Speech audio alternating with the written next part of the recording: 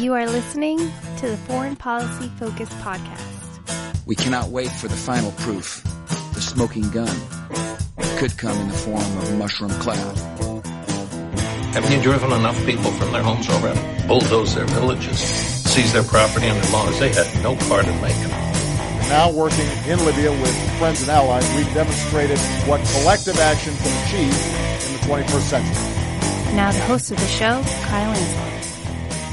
This is episode 262 of the Foreign Policy Focus podcast. On today's show, I'm going to be talking about America's foreign policy with the great powers of the world, Russia and China. You know, as far as it goes, I think these are the most critical issues, of course, since we're dealing with nuclear war. And even though, it's less likely, and we have the interventions going on in the ground in Yemen and in Syria and Iraq and Afghanistan, and, thousands of people are dying in these wars, 1 million if you look to Iraq. But, we're talking tens of millions, hundreds of millions, billions of people that end up dying if these nuclear weapons go off. And so, these are really important issues to understand. And I'm going to do my best to break them down. It's certainly not what I read about most, which is the wars in the Middle East and stuff like that. But there's been a lot of developments going on recently, not just on the trade end with China, but also on the military end with some U.S. ships sailing in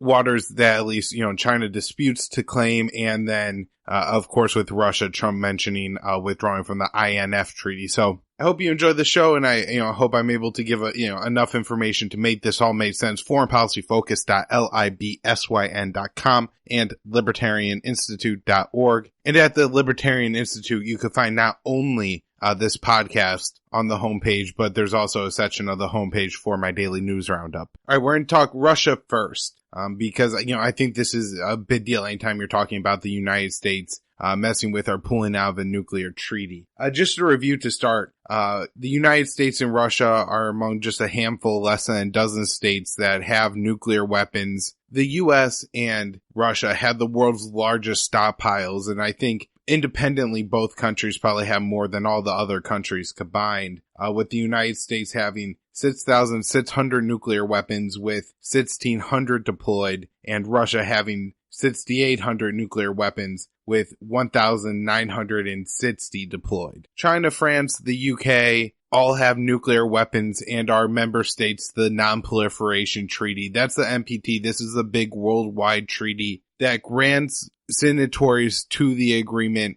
minus, Russia, the United States, China, France, and the UK, from making nuclear weapons, but in exchange they get technology and are able to, use nuclear energy and, enrich nuclear waste to be used as nuclear energy. And so, that's a big treaty as far as nuclear weapons go. And then you also have nuclear weapon states, North Korea, India, Pakistan, and Israel, who have nuclear weapons but are not members of the NPT. And, there's varying degrees of uncertainty about, the size of these countries' nuclear arsenal. The United States and Russia have what are known as nuclear triads. That means they have land-based, sea-based, and air-based ways to deploy and, use their nuclear weapons. If you remember back to the debate days, when Donald Trump was, in his early debates, Marco Rubio actually mocked Donald Trump for not knowing what the nuclear triad was. And, now that guy's in charge of it and looking to upgrade it. The Russian and the U.S. nuclear arsenals are more than enough to,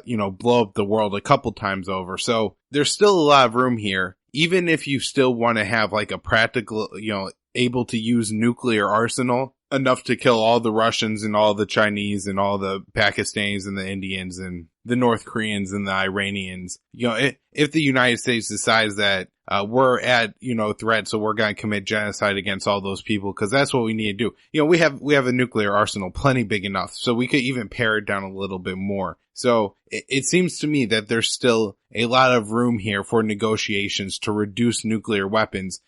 There's a couple other treaties that are important to the U.S. and Russian nuclear weapons arsenals. One is the New START Treaty. This is something that's going to be in the news in the coming years, just because I think it expires in 2022 if it's not renewed. And then there's the INF Treaty, and this is the one that John Bolton was advocating that the United States withdraw from. Donald Trump said that we could possibly be withdrawing from that. And we'll talk about that treaty a little bit just so you understand it. The INF Treaty stands for Intermediate Range Nuclear Forces Treaty. And basically what this treaty does is it bans nuclear weapons. I believe it actually bans the missiles and the missile launchers for missiles that could carry nuclear weapons at a range of less than 3,500 miles, or I think just over 6,600 kilometers. So this treaty is really fundamental in getting rid of an entire class of nuclear weapons. If you have nuclear weapons on short-range missiles, that means the United States is going to deploy them all over Eastern Europe and Russia. We'll do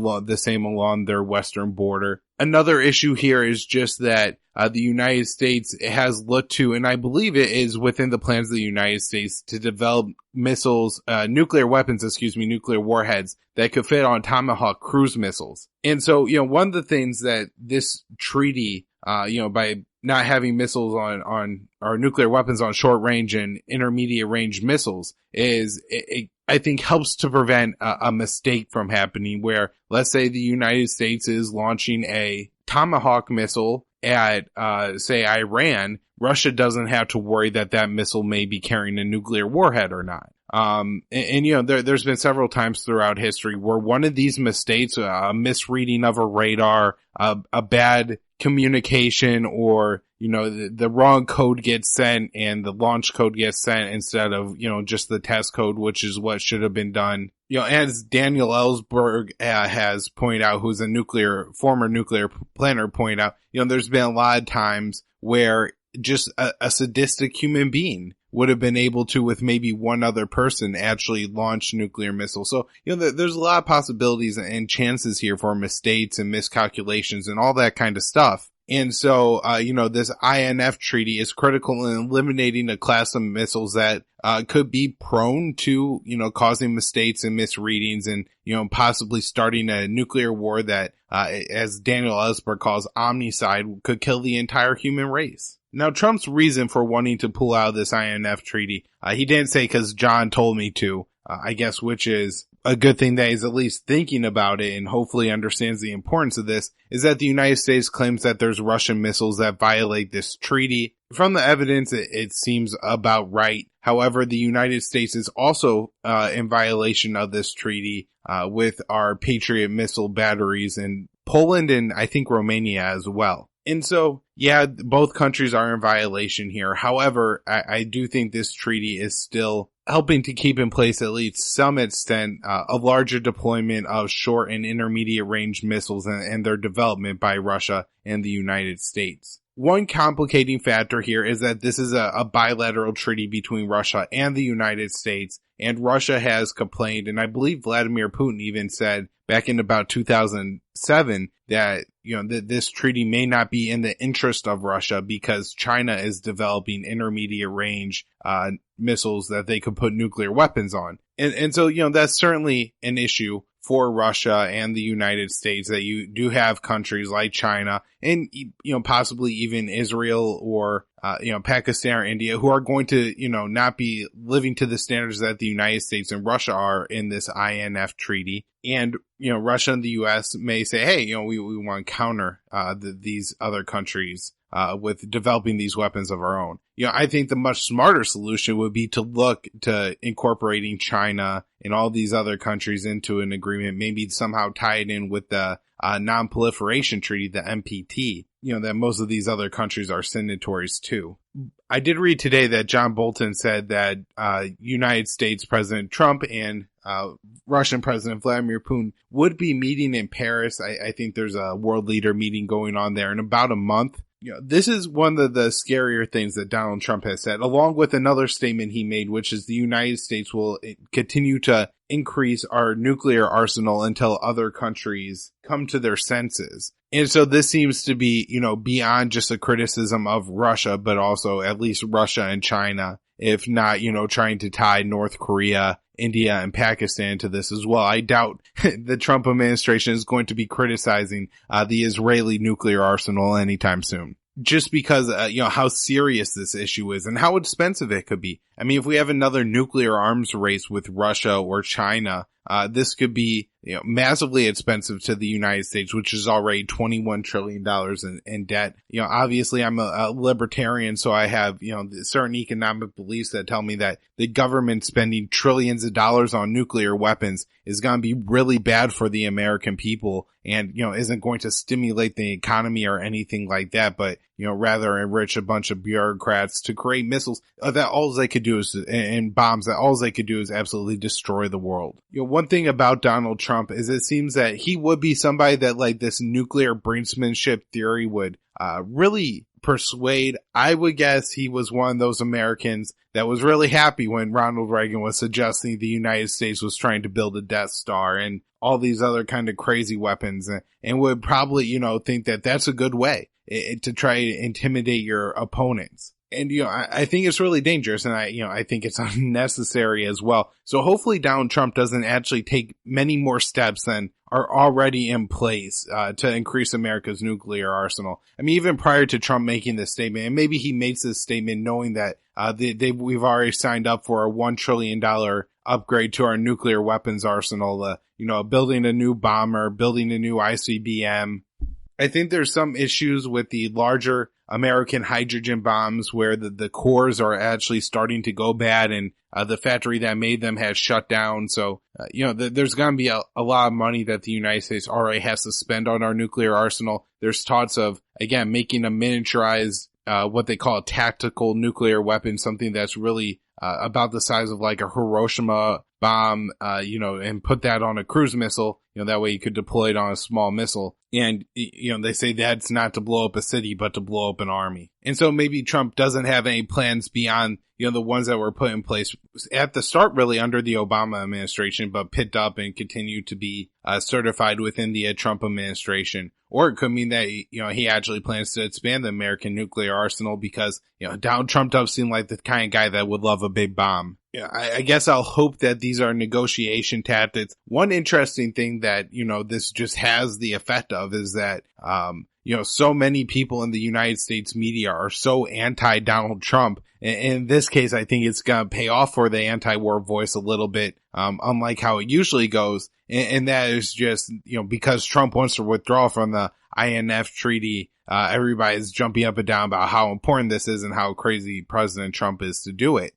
I guess that also means that, Russia must be somewhat of a legitimate and rational actor too. So, maybe this is us starting to see that the Russiagate craze is over, that the left has started to accept that Donald Trump is and will be the president. There's not going to be a reversal. We're not going to have Hillary Clinton in the White House anytime soon. And Russia didn't steal the election for Donald Trump. I think that's about all I have on nuclear weapons with Russia, other than, just that there's a positive way to go, a positive direction to go here, and that's to continue to reduce the nuclear arsenals of both countries. And there's a negative way to go, and that's to, resort back to this nuclear brinksmanship. China. We have China's Belt and Road Initiative, and this has come up in the Trump administration in the past couple of days. Basically, they're giving loans out to developing countries, I think primarily focusing on Europe, Africa, Asia, but also in Central and South America. And, these are supposed to, I think, be for like, development projects, government projects, roads, bridges, factories, maybe hospitals, this kind of stuff. I think so far the Chinese government has invested about $600 billion. They have a $1.1 trillion cap on these investments and on about 2,200 different projects. Mike Pompeo was visiting Panama, who I guess was being wooed by the Chinese and, looking to, I guess, get in on this Belt and Road Initiative plan. And Pompeo warned them that, these Chinese loans don't come as good deals, and that private investment is always the way to go, and you should, look at U.S. companies. Now, almost, like the United States government has no fluidity at all, and, one hand doesn't know what the other hand is doing. Congress is working through the FAA Reauthorization Act, and one of the amendments to that act was to include the BUILD Act. The BUILD Act creates a U.S. agency that will have a $60 billion investment cap to counter Chinese Belt and Road Initiative. This was bipartisan supported and put into the bill that I believe will pass. And I talked about the FAA Reauthorization Act on a couple other shows just because this includes a comprehensive Syrian war review and gives the American government the ability to down drones, private drones in the U.S. I'm not sure if these loans are a good or a bad deal. In some cases, they probably work out well. In some cases, they probably work out disastrously. I'm going to guess that the Chinese government does use these loans to, have influence in the region. I'm guessing that if you're, interested in supporting one China and saying that Taiwan is not an independent country, you're more likely to get one of these loans than a nation that, says, we support Taiwanese independence. I know that, IMF loans at time come in ways where there's collateral of the country's natural resources, and then those get exploited. And there's probably some of this stuff going on Chinese Belt and Road as well. And so I think there's plenty of reasons if you're, let's say, just some guy living in Pakistan or Nigeria or South Africa, wherever else Chinese are deploying these loans, and saying that I don't want these Chinese loans coming into my country. That's probably understandable. As far as it goes from the U.S., as a U.S. citizen perspective, I don't want it just because, this is more government tax dollars, that, had to be siphoned off. We're already a country very much in debt. And, these loans probably won't be helpful. Also, there's probably going to be, like just with the Chinese loans, a lot of politics here that we're giving loans to people who are supportive of the U.S. government's foreign policy, especially in the Middle East and, South and Central America. So this is kind of an interesting battlefield and competition for the United States, where it's like this, aid investment vehicle. Of course, you have like kind of the economic, people call it a trade war going on between the United States and China right now, where both countries are just placing tariffs on the other. This is just probably negative for both economies, messing around with what would otherwise be trade between the two countries that enrich both are now, have tariffs and barriers that slow things down and make, some of these trades impossible. There's also, competition for territorial waters around China. There's the South China Sea, which I discussed on a previous show. The United States continues to either fly, potentially nuclear-armed bombers over the South China Sea or sailor warships around islands claimed by China in the South China Sea. And they say that these are freedom of navigation, but, it's so the United States could continue to dispute the Chinese territorial claims over these islands. The United States just sailed 2 warships through the Taiwan Strait. So if everybody looks at a map here and you look at the east coast of China, hanging off there's a pretty large island. That is Taiwan. The Taiwanese believe that they're a separate people. The Chinese say that Taiwan belongs to them. Personally, I typically find myself on the side of the people who say, we don't want to be a part of this large government. We don't believe it represents us. But at the same time, I'm not proposing that the United States should really do anything about it, and certainly shouldn't be sailing our warships through the small, kind of waterway there between Taiwan and China. I'm sure China sees this as a threat. Hopefully they're not really worried that those, 2 U.S. warships would be the beginning of a U.S. attack on China. But China is certainly going to, I think, try to take measures to, have a reciprocal act here. And, this just leads to the possibility of escalation between the United States and China. And because both countries do have nuclear weapons, there's always a risk of a nuclear war breaking out. All right, a couple other things I want to touch on. North Korea. The U.S. Treasury gave a report to the South Korean government saying that they were very concerned over Korean financial cooperation.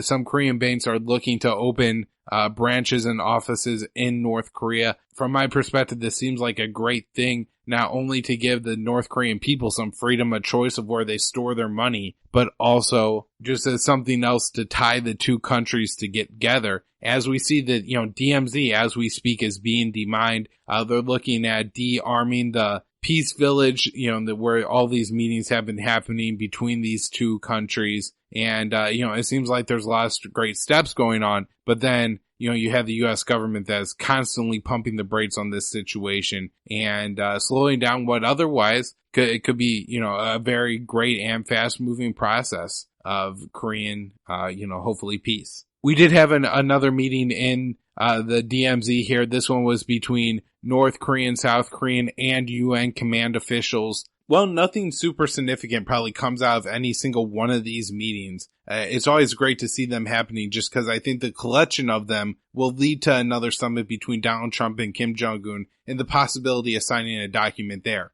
I think one thing to realize about diplomacy is, that it comes from a series of small meetings and that it's not going to be Donald Trump and Kim Jong-un sitting down with a translator for 5 hours and hashing out an agreement. There's going to be a lot of things already agreed to before the two of them ever get in the same room together. In Syria, on the last show I mentioned there was a U.S. airstrike against mosques that killed about 36 civilians. The U.S. is contesting that, saying that they actually bombed ISIS targets within those mosques. This may be an indication that the United States is really struggling either to motivate their SDF-backed forces in Syria to take the last remaining territory from ISIS, or that logistically they're unable to do it at this point without taking a lot of casualties because these areas are heavily fortified by ISIS. I think they're like out in the desert and pretty rural, which makes it difficult that the United States would resort to bombing a mosque. It's also possible that they, did it on purpose because, the U.S. foreign policy is very amoral, or it could have been a mistake. Colombia is producing a record amount of coca. Again, the U.S. war on drugs is really critical to our foreign policy, especially when you look at Central and South America.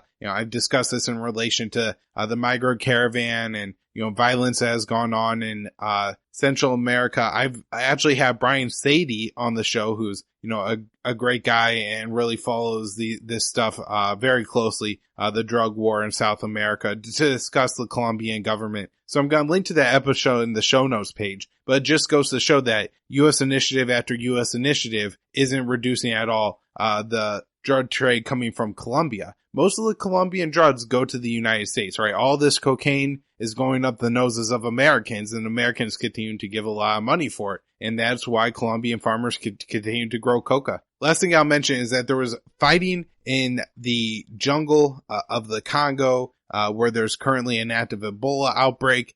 This again, just like the nuclear weapons, it's playing with fire here. I don't know how real of a threat there is of a global epidemic, of Ebola, but it does seem very possible that you could have a much larger outbreak, in Africa of Ebola if, fighting exposes, too many people. Of course, you have these raids come in, and if they kidnap somebody and take them back and that person has Ebola, then it could spread very quickly in an area where, there's negotiations that will have to go on before the aid workers could come in. A lot of people could die. All right, foreignpolicyfocus.libsyn.com, libertarianinstitute.org. I really appreciate if y'all could share the show. Patreon.com/foreignpolicyfocus. Just before I got this show, start this show, I got a new donor. So, really exciting that so many people are donating to the show. I really appreciate for all those of you who do that. And you can also check me out on Twitter at KYAAALE and Facebook at Libertarian Union.